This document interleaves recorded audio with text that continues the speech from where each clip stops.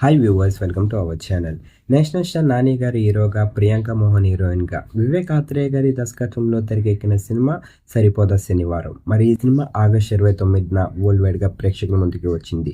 ప్రస్తుతానికి అయితే బాక్సాఫీస్ దగ్గర వర్ష కలెక్షన్స్తోని అలాగే నాని గారికి ఒక మంచి విజయాన్ని ఇచ్చి దూసుకుపోతుంది. వరల్డ్ వైడ్గా ఈ సినిమాకి సంబంధించిన రెండవ రోజు కలెక్షన్స్ విషయానికి వెళ్తే, రెండవ రోజు రెండు తెలుగు రాష్ట్రాలతో పాటు వరల్డ్ వైడ్గా కూడా సాలిడ్ కలెక్షన్స్ని రాబట్టింది.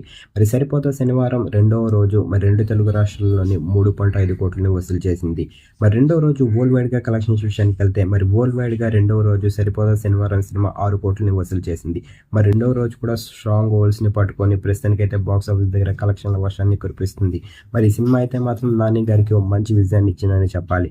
అంతేకాకుండా ప్రస్తుతానికైతే ప్రేక్షకులందరూ ఈ సినిమాని చాలా బాగా ఆదరిస్తున్నారు. మూడో రోజు ఓపెనింగ్స్ కూడా మంచిగానే వచ్చాయని చెప్పాలి ఈ సినిమాకి.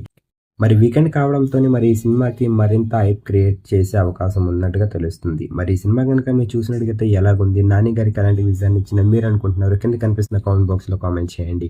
మరిన్ని ఇంట్రెస్టింగ్ అప్డేట్స్ కోసం మన ఛానల్‌ని సబ్స్క్రైబ్ చేసుకోండి.